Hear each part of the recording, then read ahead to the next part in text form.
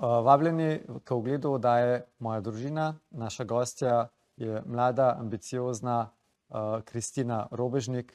Kristina, kaj se vam najprej utrne, ko rečem vrednote v vaši družini? Delo, podpora in optimizem.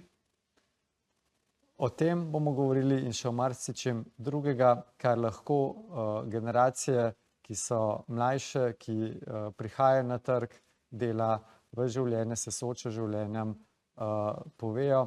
Vabljeni k oddaji Moja družina.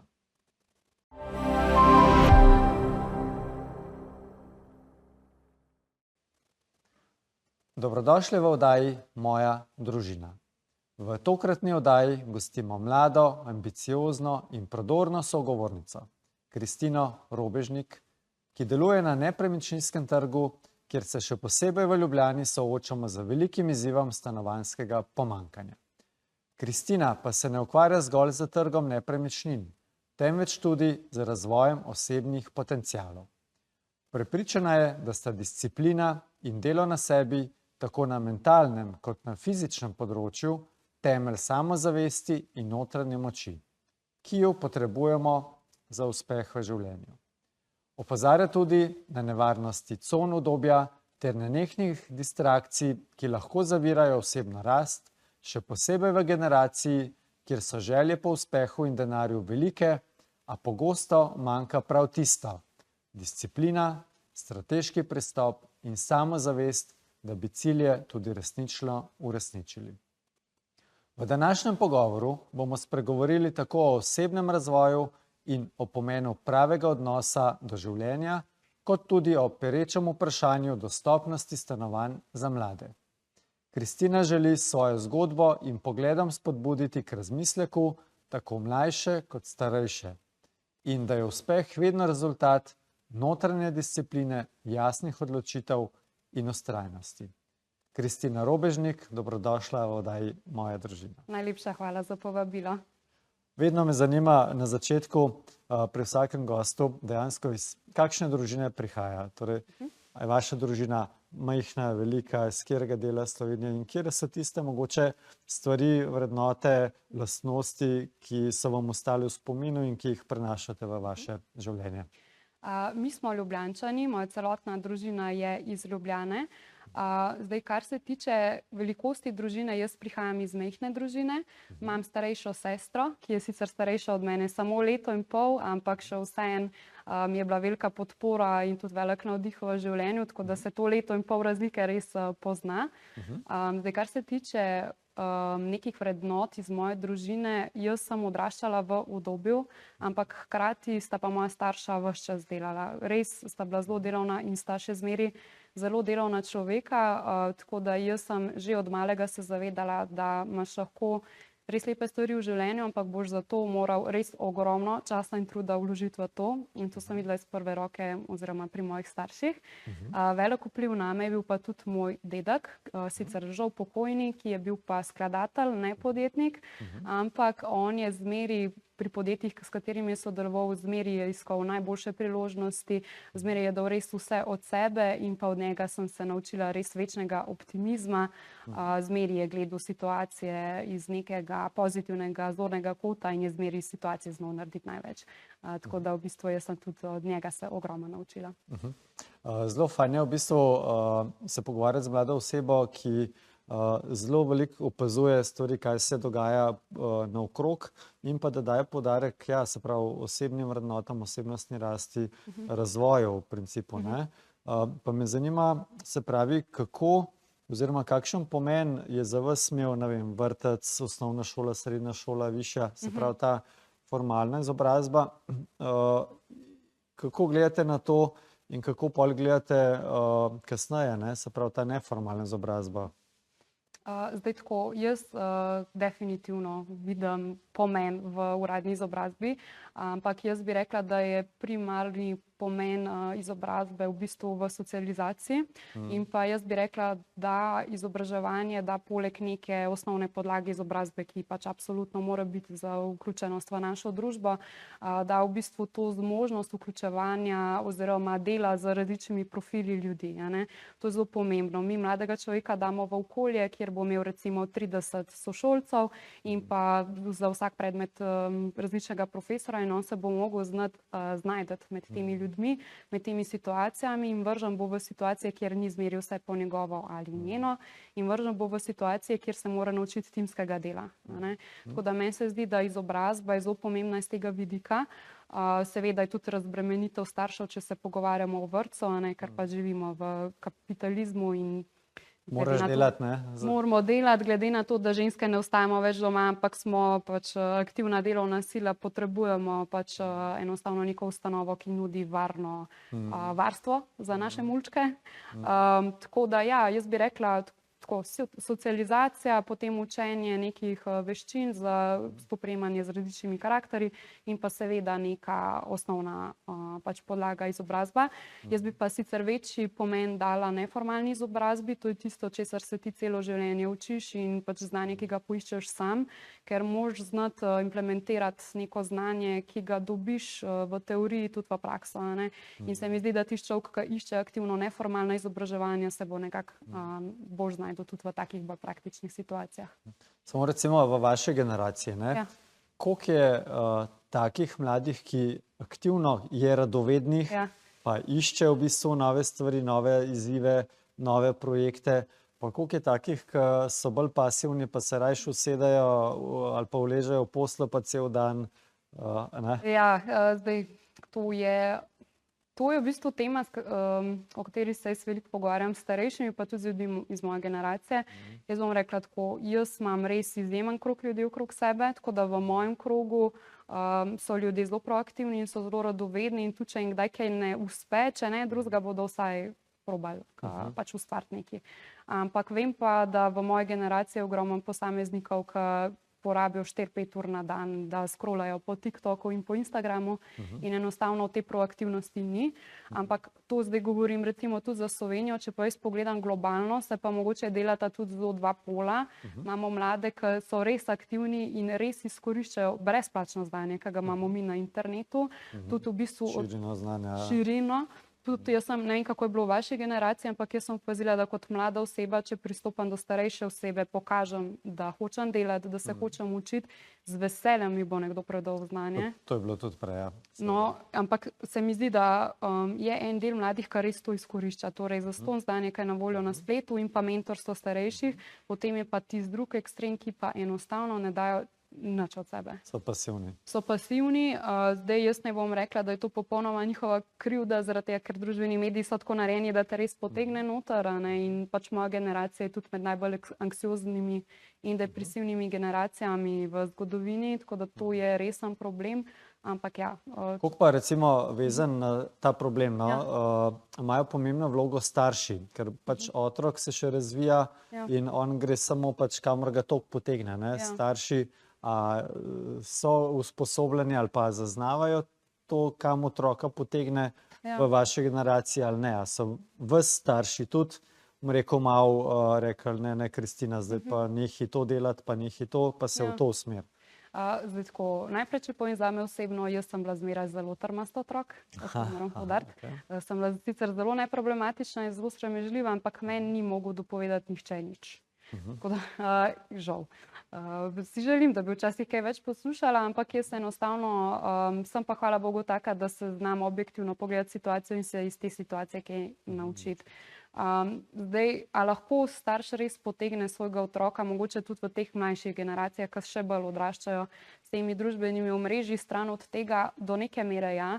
Ampak tako, kot sva se prej pogovarjala, recimo šola, vrtec je primarno socializacija. In del socializacije je v teh časih to, da odrastaš s telefonom in z družbenimi omrežji. In starš tudi, če nekako svojemu otroku doma govori, ne smeš to, naj mu vzame telefon, ok, otrok bo šel v šolo, razen če ni šola na domu, kar v večini primerov ni, bo šel v šolo in bo pač enostavno pri prijateljih gledal te vsebine. Tako da starši seveda do nekatere mere lahko vplivajo, mogoče tudi s tem, da ga vpišejo na kakšne dejavnosti, da sploh nima časa v bistvu to gledati, pa da se res aktivno ukvarjajo s tem, da mu vrednote vcepijo, ampak popolne kontrole pa žal ne more imeti. Ok, pa še eno vprašanje pred prvo, bom rekel, pauzo. Kdaj ste se vi začeli, bom rekel, dodatno izobraževati oziroma to neformalno izobrazbo vzpostavljati? A je bilo to že v srednji šoli, fakulteti? Čisto me zanima.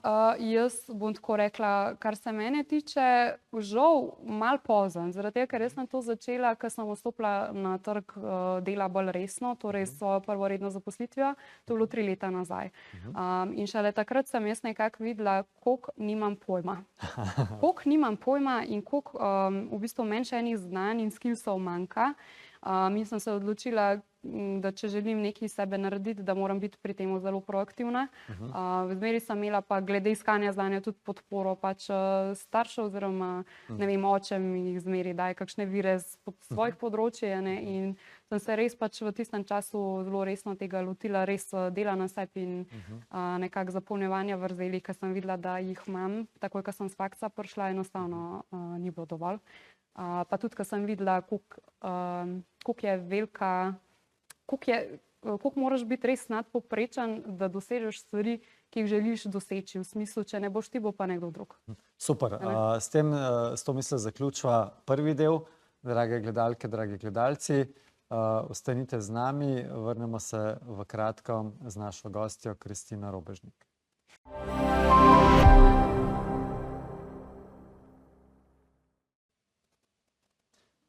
Drage gledalke, dragi gledalci, dobrodošli nazaj v oddaji Moja družina. Danes je z nami posebna gostja, Kristina Robežnik. Prej sva se navezala, ker ste rekli, ker ste končali formalno izobrazbo, pa ker sem začela res delati, res sem ugotovila, nisem imela pojma, zakaj se gre po domače. In takrat predvidevam, da ste ugotovili, koliko je pomembna praksa, pa ta neformalna izobrazba.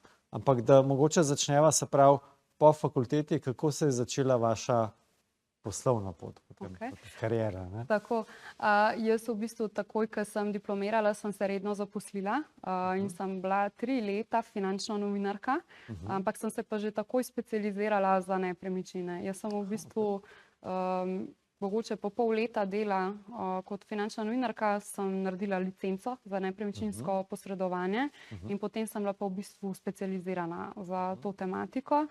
Tako da jaz se z nepremičninami v bistvu ukvarjam že od takrat, ampak samo pač takrat sem recimo samo res aktivno pisala o tem, potem sem pomagala pri urejanju pravnega stanja za določene nepremičnine in sicer tudi malo posredovanja vmes, ampak res aktivno sem pa na svojo pot stopila šele par mesecev nazaj.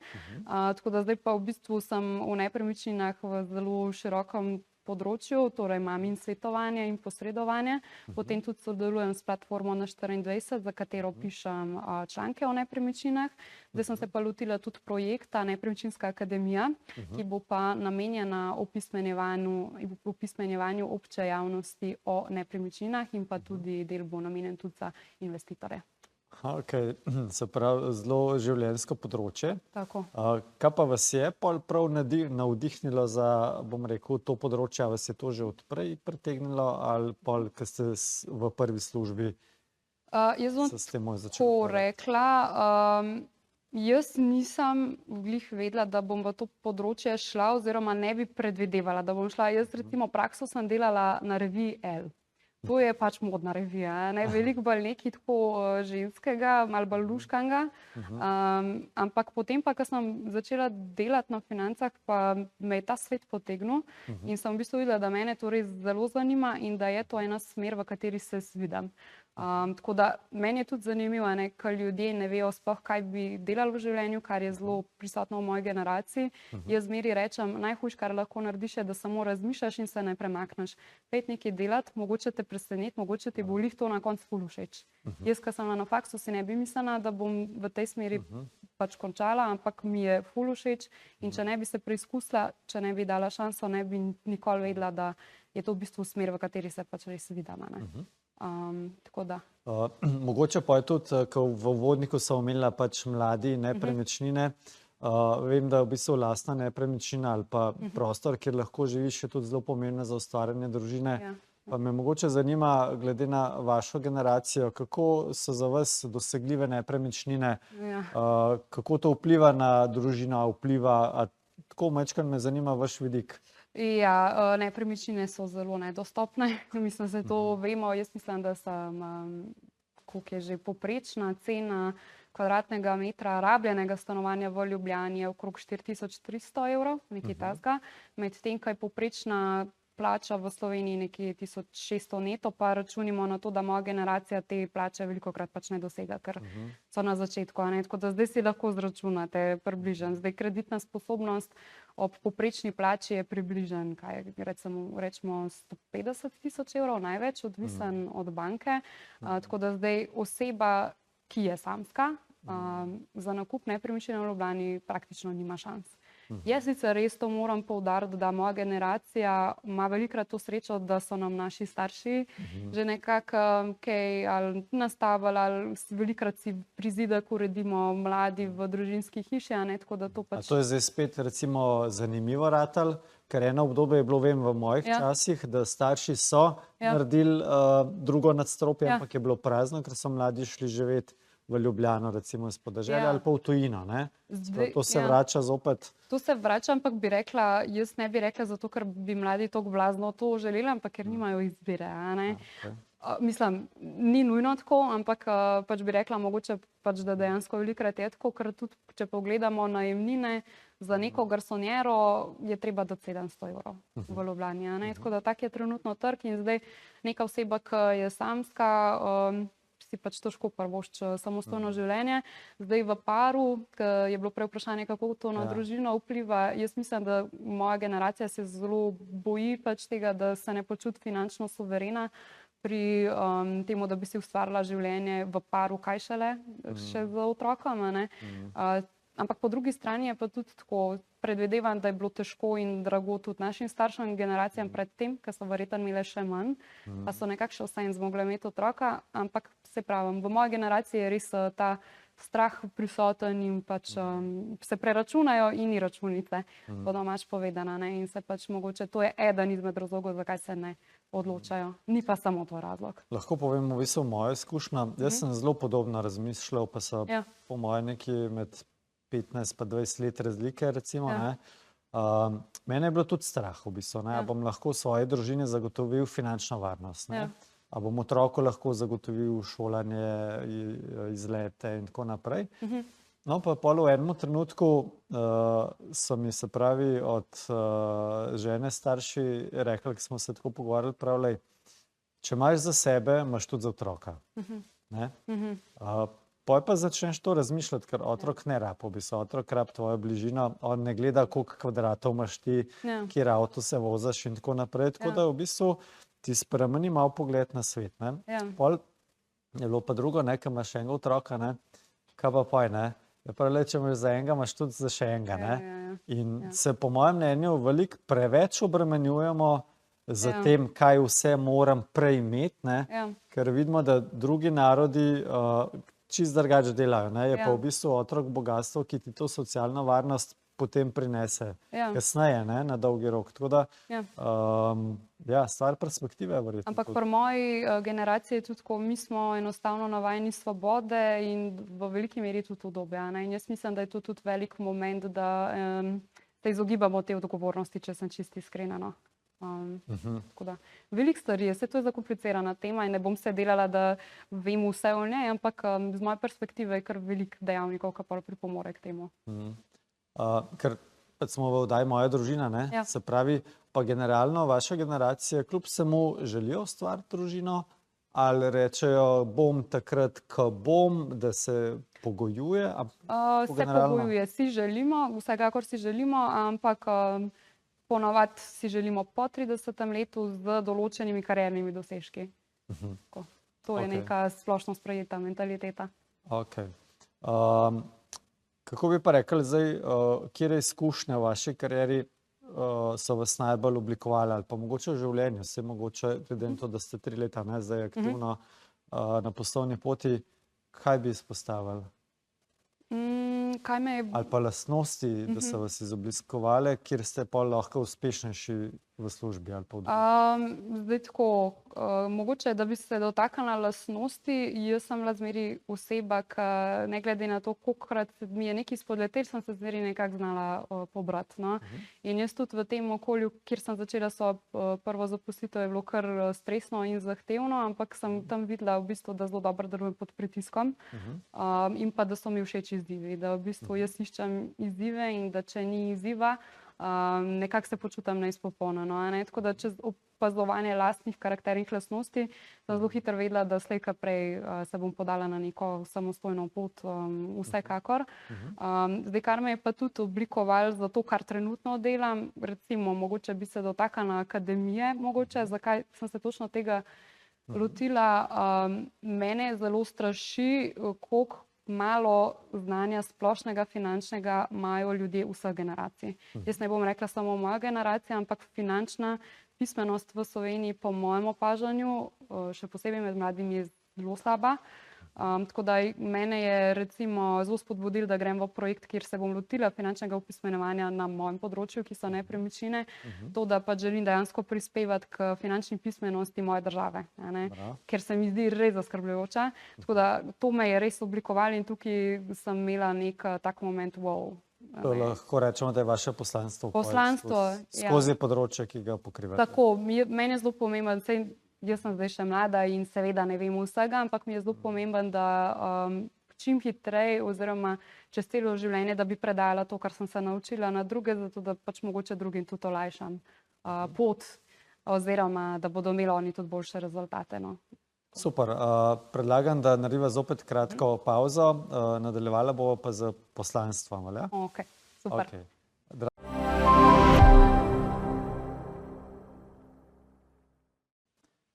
Dobrodošli nazaj v oddaji Moja družina. Za današnjo gostjo Kristino Robežnik so se pred prejšnjo pauzo pogovarjala o poslanstvu. Kristina, rekli ste, da na vašem področju je nekako vaše poslanstvo, da bi finančno prispevali k opismenjevanju ljudi, predvsem predvidevam mladih, kjer jim to znanje manjka. Tako. Se pravi, poslanstvo v življenju je pomembno. Zelo pomembno. Je tisto, kar te žene, da greš naprej. Koliko pa mislite, da mladih sploh ima neko vizijo svojega življenja ali pa poslanstvo?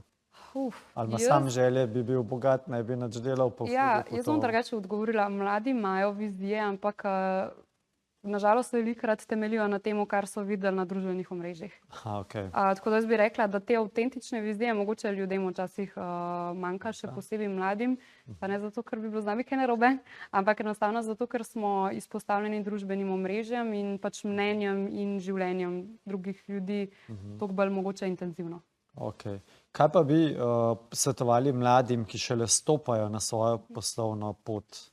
Veliko stvari. Prva stvar bi bila, da naj čim hitreje in čim bolj intenzivno začnejo vlagati v svoj skillset, veščine. Za tiste, ki že vejo... Neformalne ali formalne? Praktične. Praktične, ok. V bistvu za tiste, ki že vejo, kaj želijo početi, bi rekla, najboljše je, da grejo na začetku v neko podjetje, ki deluje v njihovi niši delati. Zakaj? Zato, da vidijo procese. Ne grejo delati in ne veliko sprašujejo, niti podrazno, ne gredo v službo samo zato, da nekaj na hitro opravijo in je to. Ne res opazujejo procese in ne se pogovarjajo z ljudmi čim več.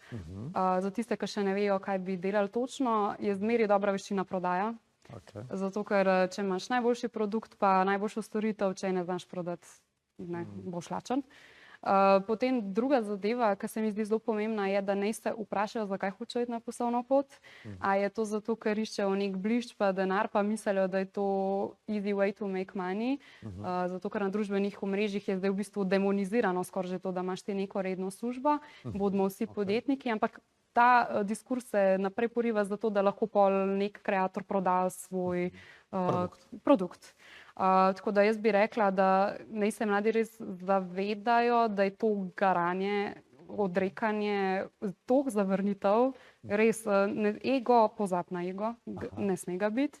Tako da naj se vpraša, če je pripravljen res vložiti veliko dela v to, da pač bo nekega dne res uspel, super. Če pa želi samo zaradi denarja, to ne bo mislim, oziroma če misli, da bo to na hitro šlo, verjetno ne.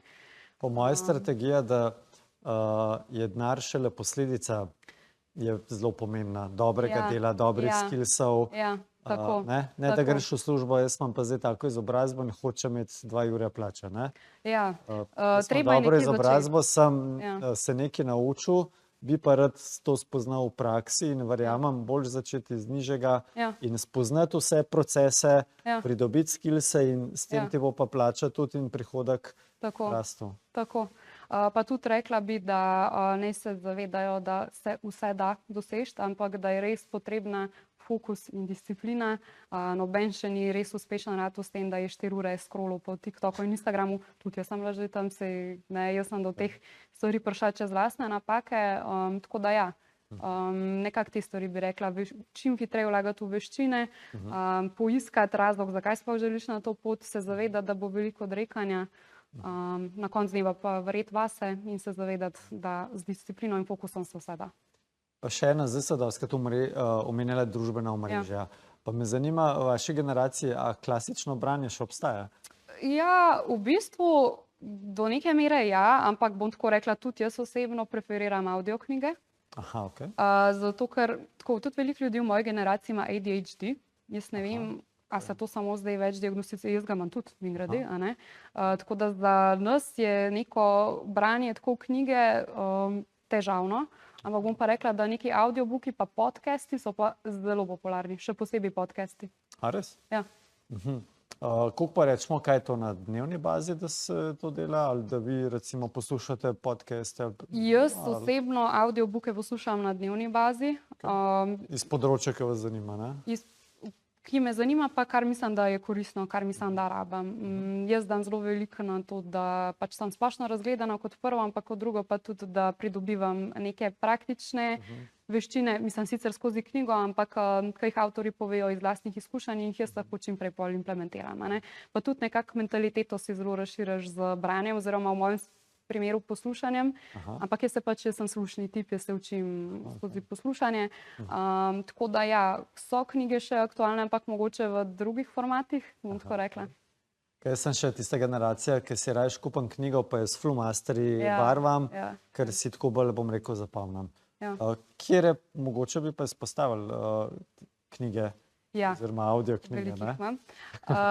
Tako, prva, ki bi jo izpostavila, je Psycho-Cybernetics. To je čist v bistvu psihološka knjiga za neko splošno razumevanje, kako deluje človeška psiha, tudi za razumevanje sebe in neka praktična orodja za obvladovanje različnih situacij. Druga, to bi res priporočila, Mastery, mislim, da je Robert Greene avtor.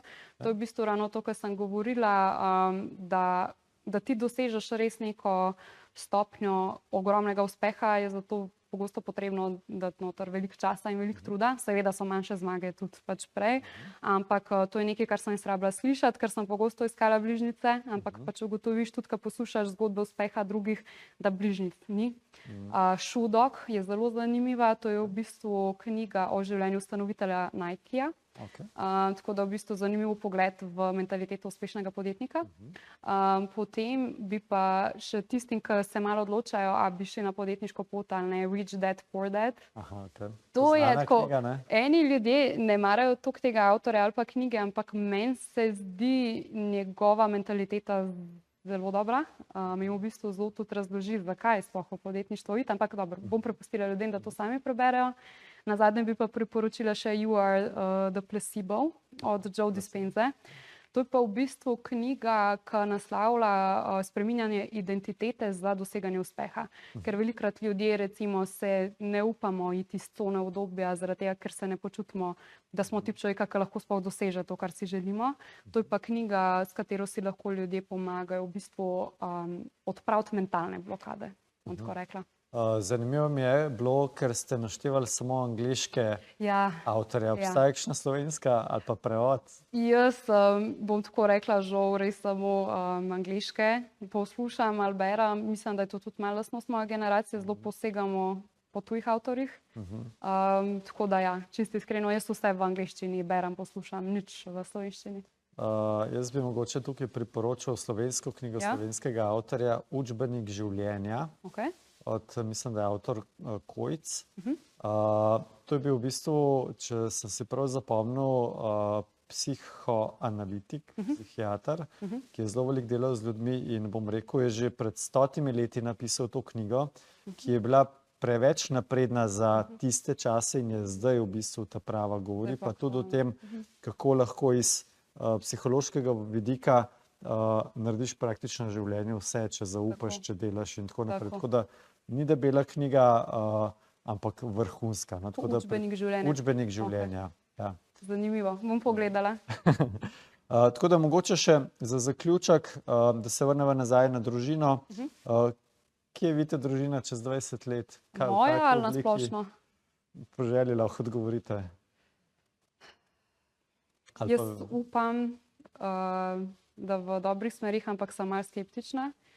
Malo me skrbi, kar se dogaja trenutno, no, malo me skrbi, kakšni diskurzi oziroma kakšne ideje se porivajo mladim. Jaz ne bom šla preveč v detajle, ampak bom tako rekla, bom optimistično odgovorila.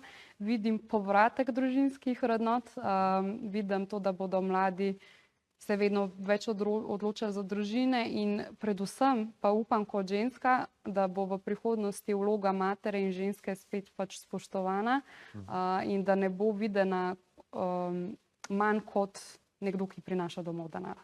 Ker to je tudi recimo mogoče en razlog, zakaj je rodnost malo upadla, zaradi tega, ker ženske na koncu dneva si tudi pač, koliko vsi želimo spoštovanja in jaz verjamem in upam, da bo v prihodnosti vloga mame in pač mogoče tudi gospodinje bolj cenjena. Ne nujno, da se vrnemo v 50. leta prejšnjega stoletja, ampak da se bo nekako znalo to integrirati tako, da bo prosperirala družba, tako v smislu kapitala, kot tudi v smislu družine. Super, najlepša hvala za res lepe zaključne misli. Hvala lepa, dragi gledalci, drage gledalke. To je bila oddaja Moja družina. Vabljeni k ogledu dodatnih oddaj, ki bodo pripravljene za vas v kratkem. Lep pozdrav.